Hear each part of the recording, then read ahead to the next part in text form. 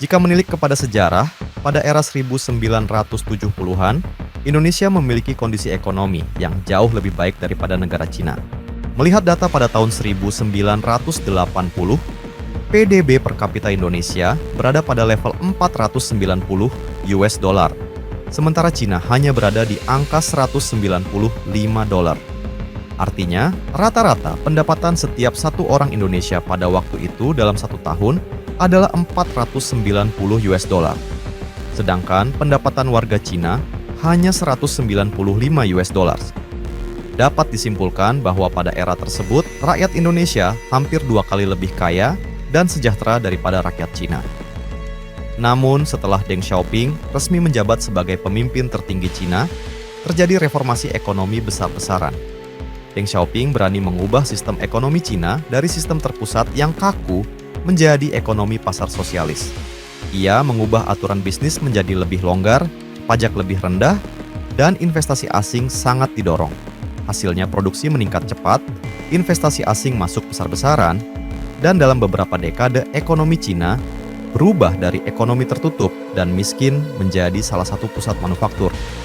Di eranya pertumbuhan ekonomi Cina mengalami pertumbuhan yang luar biasa, rata-rata 9 hingga 10% tiap tahunnya. Dan pada hari ini, Cina menjadi kekuatan ekonomi terbesar kedua dunia yang terus bersaing dengan Amerika Serikat. Transformasi ekonomi Cina di bawah Deng Xiaoping sering disebut sebagai era reformasi dan keterbukaan. Jika Deng Xiaoping tidak pernah menjadi pemimpin tertinggi Cina, mungkin Cina sekarang masih menerapkan sistem komunis ketat dan menjadi negara seperti Korea Utara. Meski demikian, Deng Xiaoping bukan sepenuhnya malaikat. Selain dikenal sebagai bapak ekonomi modern Cina, ia juga dikenal pemimpin yang bertangan besi. Ia dikenal sangat tegas dan tanpa ampun kepada siapapun yang ia anggap menghambat proyek strategis ataupun mengganggu legitimasi Partai Komunis Cina. Salah satu kebijakannya yang cukup kontroversial adalah program Strike Hard, yang merupakan serangkaian kampanye penegakan hukum keras di Cina yang dimulai pada tahun 1983. Tujuannya sederhana tapi brutal, menekan lonjakan kejahatan dengan hukuman cepat dan berat. Pada awal kepemimpinannya, Deng Xiaoping memutuskan untuk membuka pintu Tiongkok kepada dunia luar setelah dekade penuh kekacauan di era Mao Zedong. Fokus Deng Xiaoping adalah reformasi internal terutama sektor ekonomi dan keterbukaan terhadap perdagangan internasional dan investasi asing. Masyarakat tiba-tiba dihadapkan pada transisi dari sistem komunis ketat ke model ekonomi pasar yang lebih bebas. Akibatnya, kesenjangan sosial meningkat. Kejahatan mulai merebak, termasuk perampokan, pembunuhan, penyelundupan, korupsi, dan kejahatan ekonomi lainnya. Deng Xiaoping percaya bahwa jika tidak segera dikendalikan, kejahatan dan ketidakstabilan ini bisa mengancam legitimasi Partai Komunis. Maka diluncurkanlah Strike Hard Campaign pada tahun 1983. Tujuan utama program ini adalah mengurangi kejahatan dan kriminalitas berat yang meningkat pesat.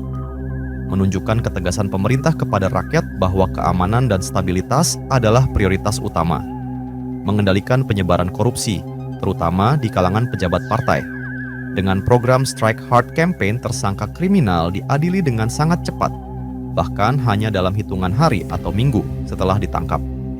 Banyak pelaku kejahatan dijatuhi hukuman mati, bahkan untuk kejahatan non-kekerasan seperti korupsi dan penipuan ekonomi. Eksekusi dilakukan segera setelah vonis dijatuhkan, seringkali dalam jumlah besar.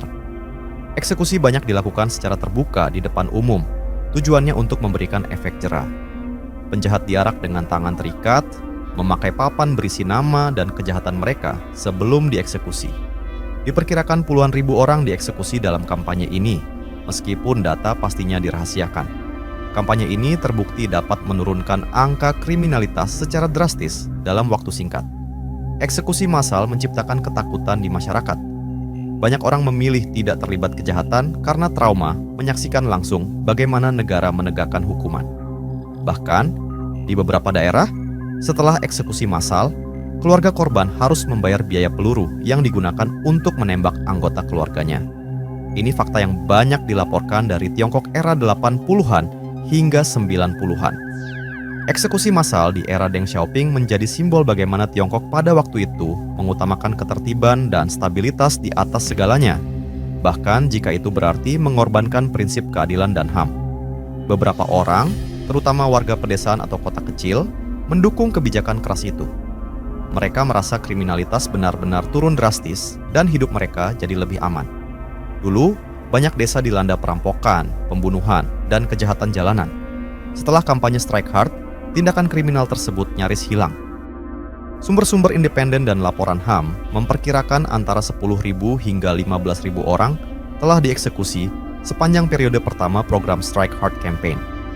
Ia menegaskan bahwa reformasi ekonomi harus tetap berada di bawah 4 pilar utama, yang salah satunya adalah menjaga kediktatoran demokratis rakyat. Selain itu, Deng Xiaoping dikenal sebagai pemimpin yang sangat anti kritik dan menolak mentah-mentah ideologi demokrasi.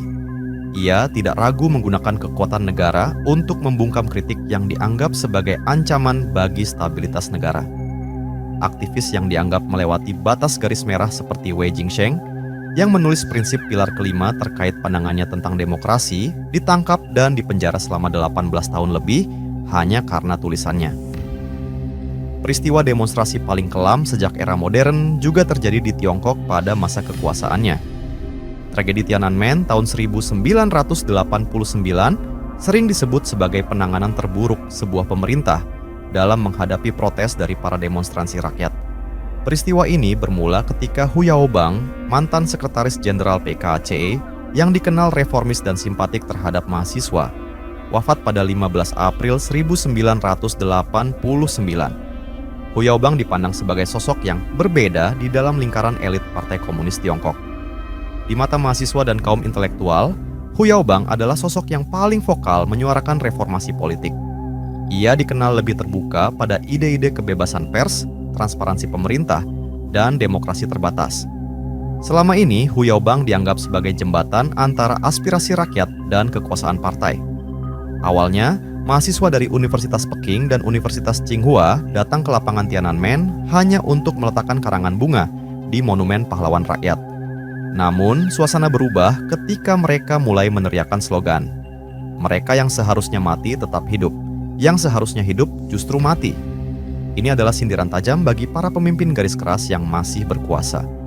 Perlahan aksi ini mulai berubah menjadi aksi demo mahasiswa yang memprotes terkait korupsi pemerintah dan tuntutan akan kebebasan pers serta demokrasi.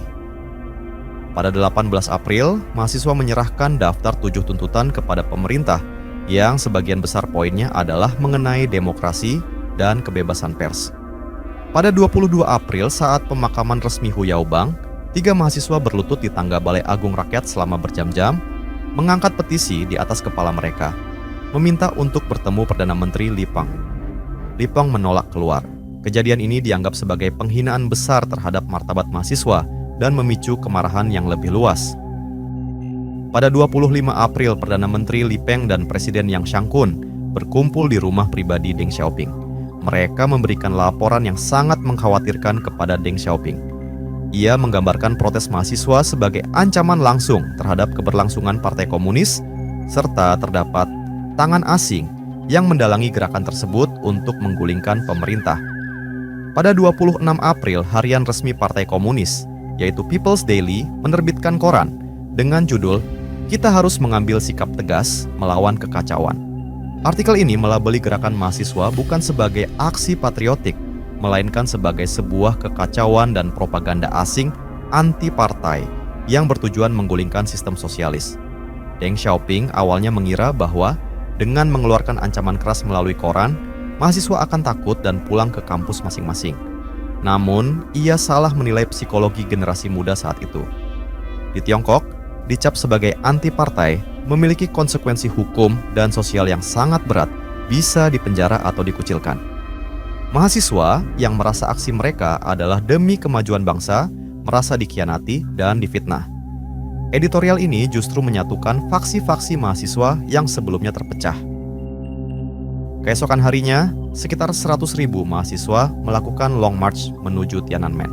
Yang mengejutkan, masyarakat Beijing, mulai dari buruh pabrik hingga ibu rumah tangga, turun ke jalan untuk melindungi mahasiswa dari barikade polisi.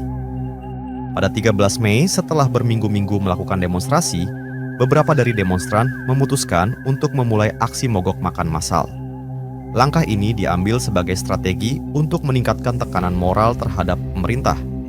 Dengan mempertaruhkan kondisi fisik mereka, mahasiswa berharap dapat memaksa pemerintah membuka dialog serius, sekaligus menarik simpati publik yang lebih luas. Dalam waktu singkat, jumlah peserta mogok makan bertambah dari ratusan menjadi ribuan, dan suasana di lapangan berubah dari aksi demonstrasi menjadi krisis kemanusiaan kecil yang disaksikan langsung oleh warga Beijing.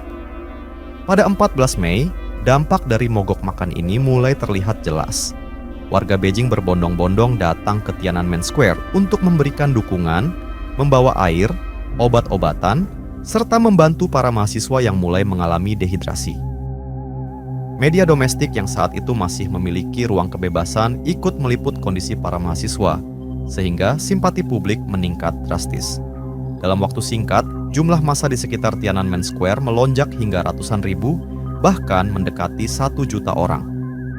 Pada 15 Mei, Mikhail Gorbachev tiba di Beijing dalam kunjungan bersejarah untuk memperbaiki hubungan antara Cina dan Uni Soviet yang telah memburuk sejak era Mao Zedong. Kunjungan ini seharusnya menjadi momen diplomatik penting yang menunjukkan posisi Cina pada era Perang Dingin.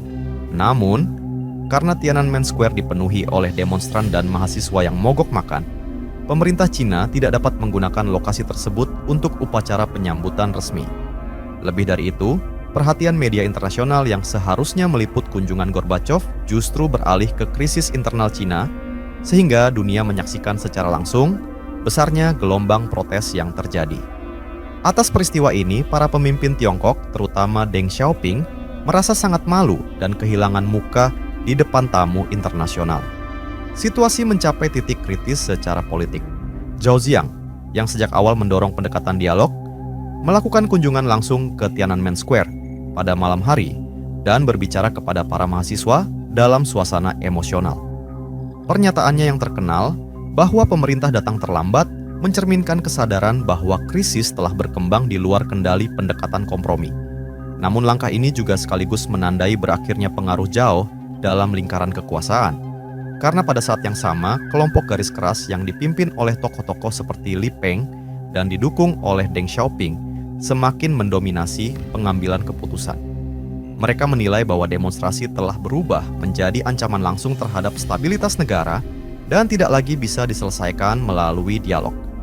Keesokan harinya, pada 20 Mei, pemerintah secara resmi menetapkan darurat militer di Beijing.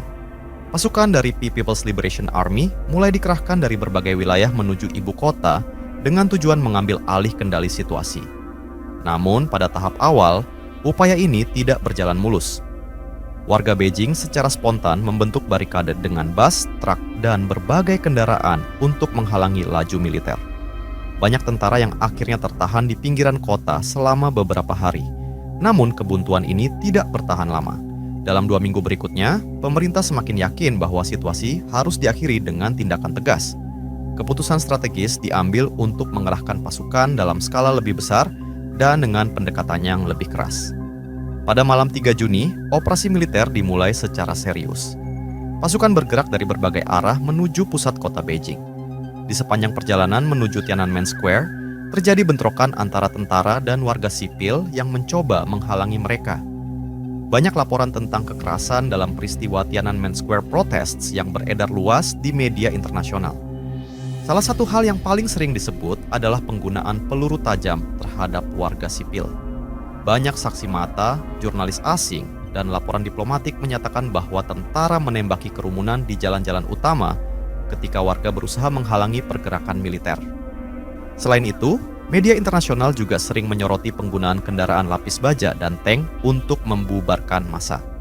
Ada laporan bahwa kendaraan militer tidak hanya digunakan untuk membuka jalan, tetapi juga menabrak, bahkan melindas barikade yang dibuat warga. Dalam kondisi kacau tersebut, banyak korban yang tidak segera mendapatkan pertolongan. Beberapa saksi menyebutkan bahwa warga harus mengangkut korban menggunakan sepeda atau gerobak. Ini memperkuat persepsi bahwa situasi pada malam itu benar-benar di luar kendali dan sangat brutal. Setelah operasi militer selesai, tindakan keras tidak berhenti. Pemerintah melakukan penangkapan besar-besaran terhadap aktivis dan peserta demonstrasi. Banyak orang ditahan, diinterogasi, dan dalam beberapa kasus dijatuhi hukuman berat. Media internasional juga menyoroti adanya proses hukum yang cepat dan tertutup, serta dugaan penggunaan kekerasan dalam interogasi. Pemerintah juga melakukan upaya sistematis untuk menghapus jejak peristiwa dari ruang publik, termasuk kontrol ketat terhadap media dan pelarangan diskusi terbuka tentang kejadian tersebut di Cina. Deng Xiaoping sewaktu menjabat pemimpin tertinggi Cina memang terkenal sebagai pemimpin yang bertangan besi, otoriter, anti-demokrasi, dan mengekang kebebasan berbicara. Namun, fakta bahwa hari ini Cina menjadi negara adidaya dengan ekonomi terbesar kedua di dunia dan pusat manufaktur global tak bisa lepas dari ide-idenya yang progresif serta keberaniannya untuk keluar dari sistem komunis ketat. Reformasi ekonomi yang ia lakukan di Cina telah berhasil mengangkat lebih dari 800 juta warganya keluar dari kemiskinan dalam waktu yang tergolong singkat, membuktikan bahwa Deng Xiaoping bukanlah politisi biasa.